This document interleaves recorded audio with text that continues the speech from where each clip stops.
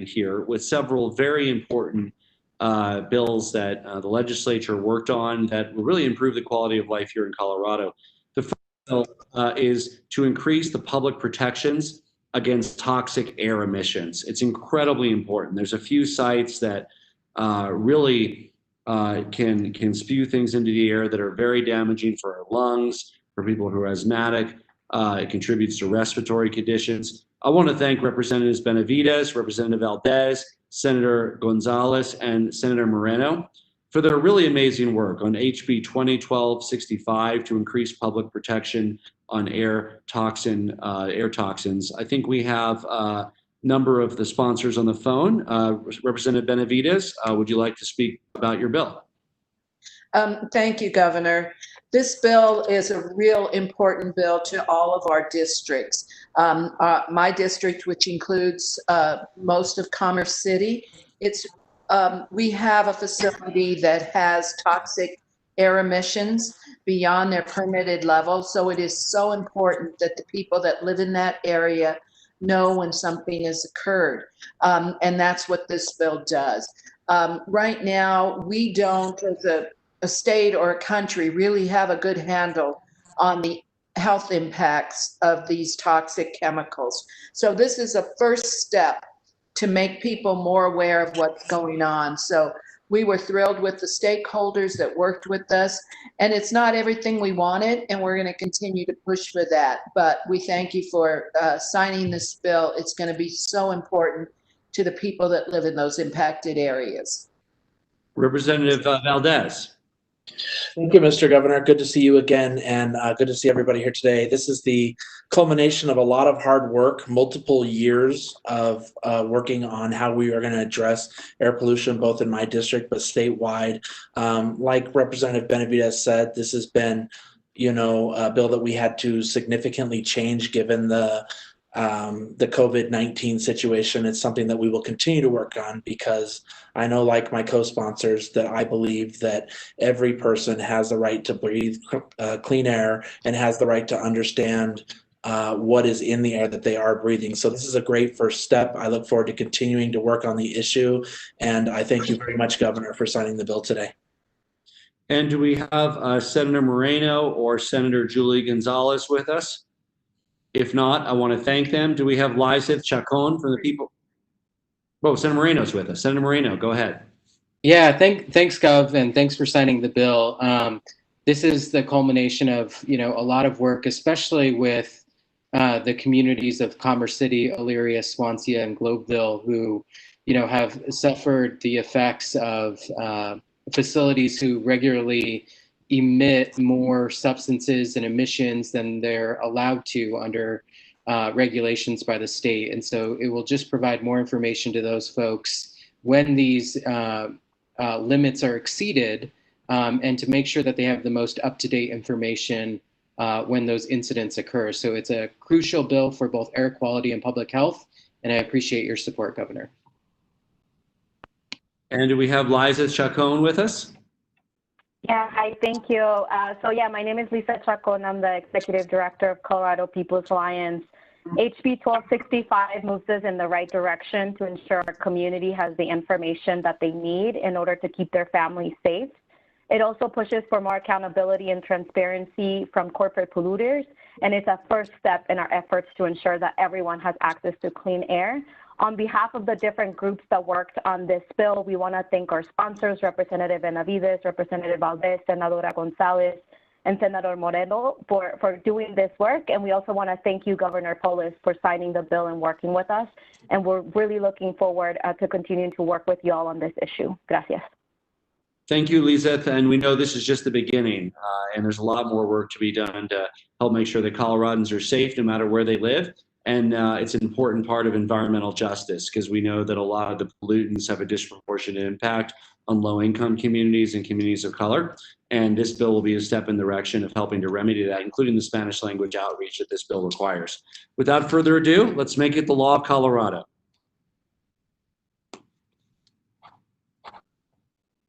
Now official. Congratulations.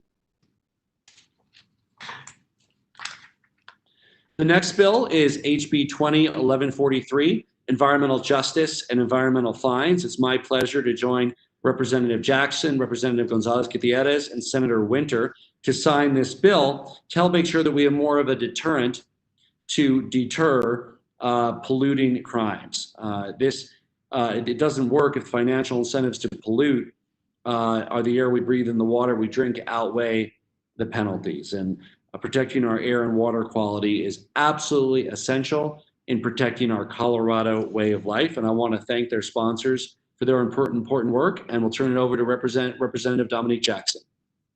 Thank you very much, Governor. I don't have to tell any of you about the incredibly wonderful, beautiful state that we live in.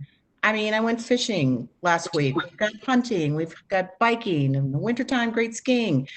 But as the governor mentioned, we do face some significant threats to our Colorado way of life, and that is in the form of air and water quality pollution that goes unchecked.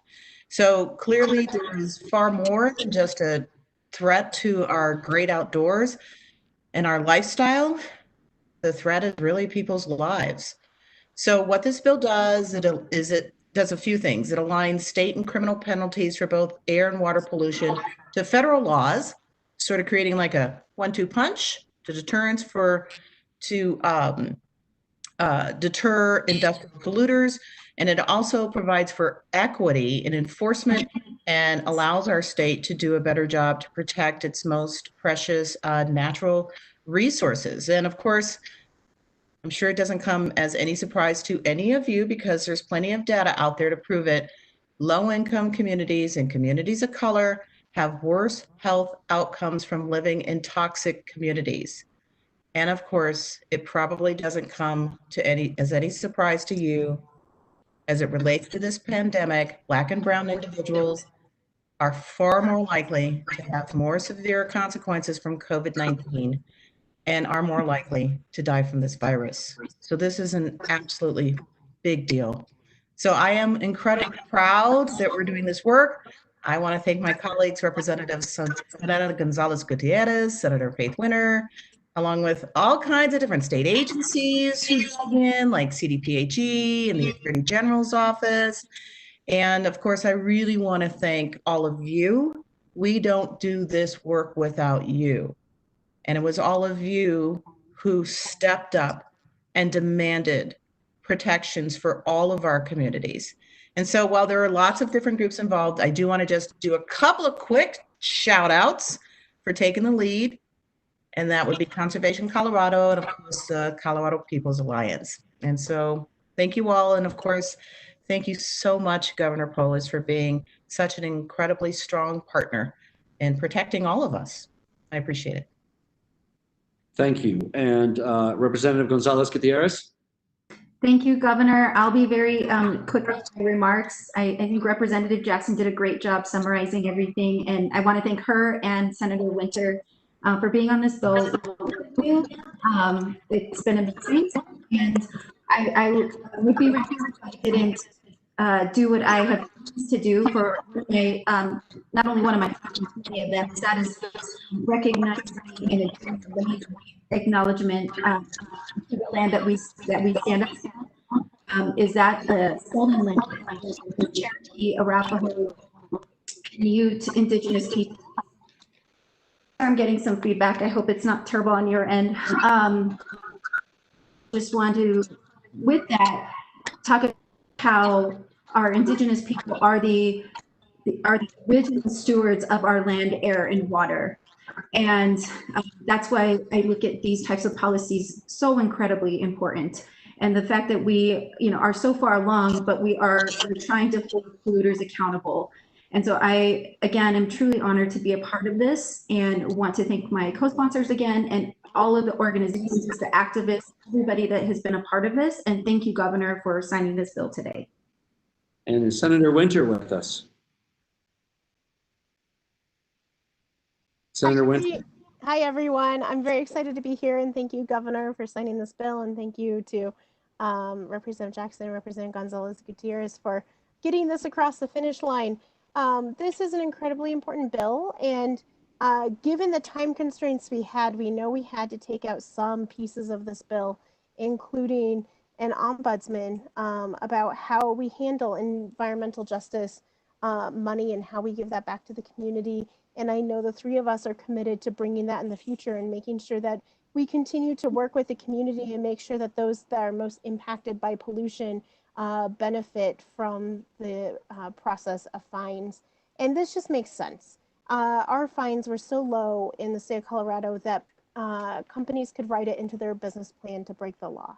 And it was beneficial for them to just pay the fine and continue to pollute. And we know that in Colorado, regardless of your zip code, regardless of where you live, regardless of the color of your skin, you deserve clean air and clean water. And this bill is an important step forward to making sure that's true for all Coloradans.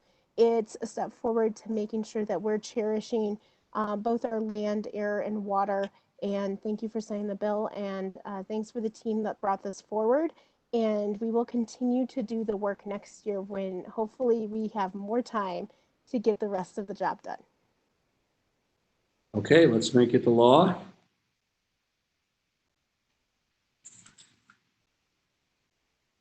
It's official. It's now the law of Colorado. Congratulations.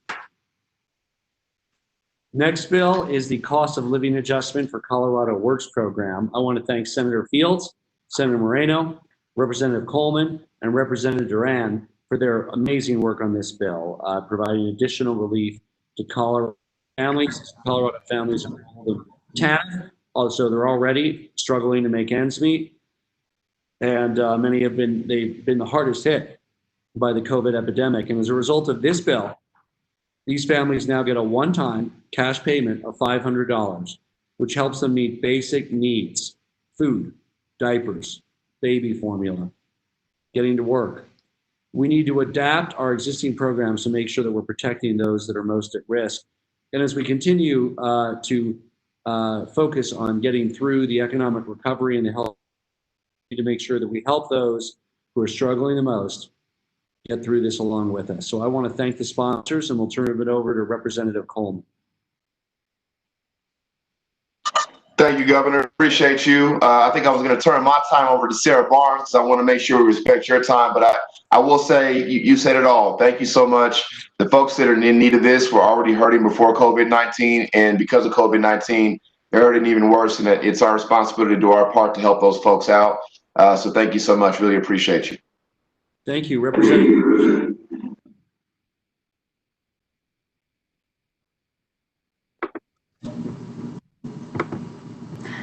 Thank you so much. Thank you so much to the bill sponsors, to the legislature, and a really strong coalition of partners who work together on this policy. And thank you so much, Governor, for signing this bill. In this unprecedented time we find ourselves in, this bill is one really important way to make sure that families in Colorado who are facing some of the greatest barriers to financial security and opportunity are getting support. This bill will ensure, as you said, that every family enrolled in TANF who are experiencing extreme poverty will receive a $500 one-time immediate payment to help them meet their basic needs during this economic crisis. This payment will help families purchase diapers, formula, school supplies, bus passes. It'll help cover the cost of food and housing. The additional barriers that these families are facing now and as our state begins to recover make this bill really critical. And we're so grateful to everyone who worked hard to make this possible during such an unprecedented legislative session. So thank you. Thank you. Do any of our other sponsors want to speak to this bill? Yes, Governor, this is Representative Duran. Can you hear me? Great. Thank you so much for signing this bill today. You know, everyone else has said it really well. This is really going to help those who need this the most, our hardworking Colorado families out there that really need this one-time payment to put food on the table, you know, buy school supplies, whatever they need to do for their families, they're able to do it. So we had an amazing team. I want to make sure that I thank, you know, our coalition that was brought together to work on this and worked so hard to make sure we were able to do this. And thank you, Governor, for signing this today. I really appreciate it. Just really quickly, the only thing I want to say is that as we talk about economic recovery coming out of this recession, this is a key piece of that policy. This is literally putting money in the hands of our lowest income earners. And so very excited that this bill made it across the finish line. It was originally a lot more expansive, and I do think we'll have to continue to have a conversation about periodic cost of living adjustments for all of our public benefits to make sure that those benefits for those folks that need help don't erode over time. And so looking forward to that continued work. Thanks, Governor. Thank you. Senator Fields. Good afternoon, Governor. Thanks so very much for signing this bill and having a focus on all the other bills that just were signed, which is about our water, our air, our land. This bill is truly about the people. And when I remember the testimony from the women, these were single women who came in and shared with us how hard it is to be poor. And what this bill does, it really gives people who are struggling kind of lifts them out of a serious situation that they're dealing with right now. None of them want to be on TANF for years and years and years. Many of them have goals and aspirations. And this just validates that we're trying to bridge that gap for them. So thank you for signing this bill. Thank you. With that, let's make it official. And it's now the law of Colorado. Congratulations. That's going to make a big difference for the families that need it the most. It really will. Changes related to federal family first policy. I want to thank Representative Gonzalez-Gutierrez, Representative Ransom, Senator Rankin, and Senator Moreno. This is a very important bipartisan bill that puts in place the requirements to allow for implementing the Federal Families First Prevention Services Act, making sure that we don't leave any federal funding on the table. We don't risk our federal funding. And we are by reducing the for congregate care, which often is not helpful for youth, we're able to increase the resources for helping youth stay in their home and get on track. It's really a great effort. It's consistent with a national movement that's data-driven in this direction. And I want to thank the sponsors, and we'll start with Representative Gonzalez-Gutierrez. Thank you, Governor. Yes, I think there was at one point in the session when we came back that we weren't sure if we were going to be able to move forward with this. And we kept saying, wait, but this will actually give us money. And so this is really, really important and crucial because we are also on a deadline with this in that we have to be prepared by October of 2021 to roll this out in all of our county departments of human services. And, this, I just want to mention, that Colorado over the last several years has already been in the process of making changes and improvements in the child welfare system, decreasing the number of children in these kind of congregate care settings. And so this is just going to help us further that goal and really, as you mentioned, keep kids in their homes, keep kids in their communities, and provide the evidence-based level of services that they will need, and also provide funding to our state to be able to provide those types of services. So I'm really excited about this. It's kind of a wonky bill, but it is very exciting. And I will pass it along to either Senator Moreno or Mina Castillo-Cohen from the Department of Human Services. I think we have Senator Moreno first, and then we'll get to Mina. Senator Moreno? Thank you, Governor. And again, I think Representative Gonzalez-Gutierrez said it all, that this is such an important policy. Colorado is already a pioneer in child welfare reform. This simply continues us along that spectrum, and making sure that children can stay with their families, that they're not placed in institutional settings. So this is a really exciting bill. And I just want to say, Governor, what a pleasure it was to work with your agencies and department heads. As was stated, we were unsure if this bill would move forward because it did have a cost element. But we wanted to make sure that we continue to draw down those federal funds and continue Colorado's reputation as a pioneer in child welfare reform. And so we worked very closely with your agencies to try to find the dollars to make sure that this bill could make it across the finish line, and they were incredibly helpful in doing that. So thank you. And that's a great introduction for the agency. So of course I want to thank Director Michelle Barnes, and we have with us Mina Castillo-Cohen, who played a critical role in helping to support these family first policies. Mina, go ahead. Thank you so much, Governor. My name is Minna Castillo-Cohen. I am the Director of the Office of Children, Youth, and Families at the Colorado Department of Human Services. And I'm so excited to be here with you all today. As everyone has said, there was so much intense work that went around moving this bill across the finish line. And we are so pleased to be here today at this signing, and with the many, many partners who made this bill possible. In particular, again, want to thank the bill sponsors, Representative Gonzalez-Gutierrez, Representative Ransom, Senator Rankin, and Senator Moreno. Your leadership during this abbreviated session was so important. This bill would not have passed without that dedication. Senate Bill 162 represents the next step for Colorado in continuing that implementation of reforms across the child welfare system, as Senator has alluded to, and Representative Gonzalez-Gutierrez has alluded to. These reforms mirror those core tenets of the Family First Prevention Services Act and keep children safely at home with their families to avoid the traumatic experiences of entering and out-of-home placement. It emphasizes the importance of children growing up in families and helps ensure that children are placed in the least restrictive and most family-like setting appropriate to meet their needs. The COVID pandemic and the resulting physical distancing bring to the forefront the importance of our work to keep families together. And for many of us, the security and comfort of family and community are needed more now than ever. I know that the department and our partners are so proud of the work that we've already done to serve parents and kids together. And I want to thank you, Governor Polis, for signing this bill. And again, our representatives and senators who sponsored this bill. When you sign this today, you reaffirm the work and solidify Colorado's commitment to providing quality prevention and early intervention services to keep families whole. So thank you. Without further ado, let's make this the law of Colorado. And it's now official. Congratulations. The next bill is the Public Assistance Program Recipient Disqualification, SB 2206. I want to thank Senator Todd and her partner, Senator Cook. I want to thank Representative Landgraf and her partner, Representative Singer. During this economic downturn, access to benefits like SNAP and TANF are absolutely essential. And before this bill, if somebody was found to have committed an intentional program violation in one program, they lose access to all public benefits.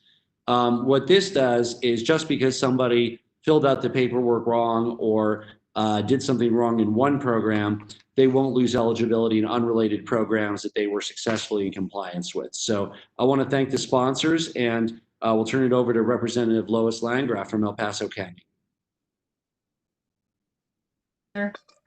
Thank you, Governor, for signing this bill. For 8 years, I have wanted to work and fix the cliff effect. I wasn't able to do that. And of course, this bill doesn't do that, but I'm very proud to have been able to work within the public assistance arena, so to speak, and at least fix one little part, one little problem that has existed forever to help people who are badly in need of these benefits. And I would just ask, who amongst us hasn't made a mistake?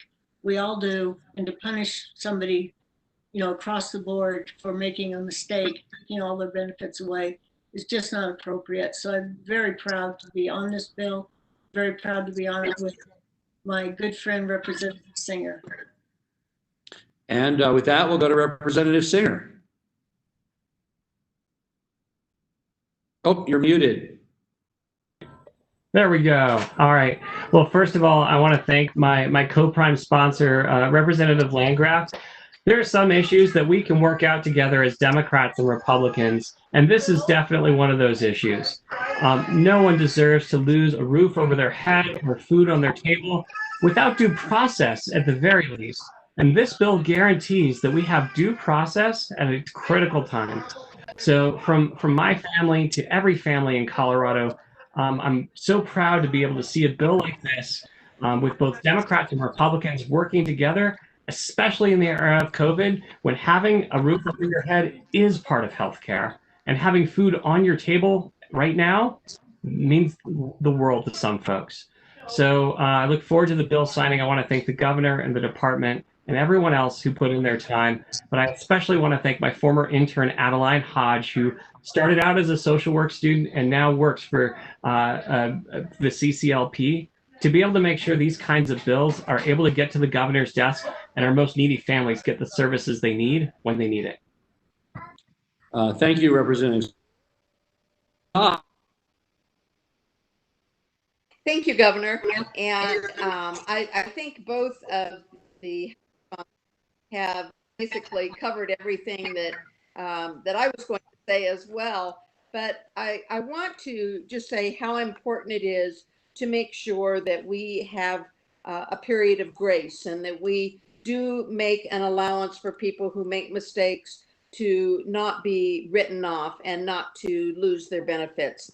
Particularly during these pandemic times, it's even more of a trial and more difficult for it being stressful enough.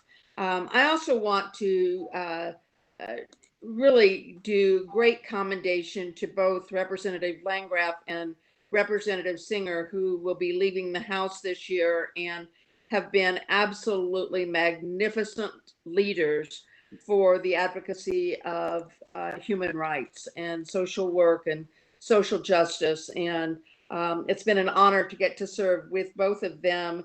And I am very appreciative of the work that and the leadership that they have offered. And I'm really proud of the fact that this was a bipartisan bill. I enjoyed working with Senator Cook as well. So with that, Governor, I'm so thankful that you are signing it and making sure that there is a little bit more security for families in need. Let's make it the law. Here we go. It's now officially the law of Colorado. Congratulations. And our final bill we have today is the School Construction Utility Consultation Act. This is a great bill, bipartisan. Senator Priola, Senator Hansen, Representative Will Buentello. And this expands the criteria for grant funding for public school construction to help also use the money to expand renewable energy, energy efficiency, and beneficial electrification. This can mean school districts saving money.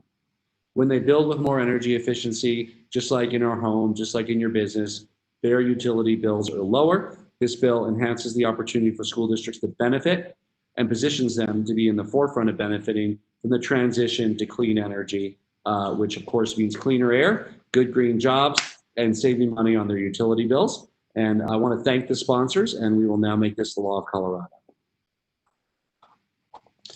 It's now official, and I want to thank all of our sponsors who joined us today for this virtual bill signing. And I hope that Coloradans are taking social distancing seriously. If you do go out in public, please wear a mask, and please celebrate 4th of July, but do it with your immediate family, maybe one other family. Avoid large groups. We're making great progress against this deadly pandemic, and we want to keep it that way here in Colorado. Thank you.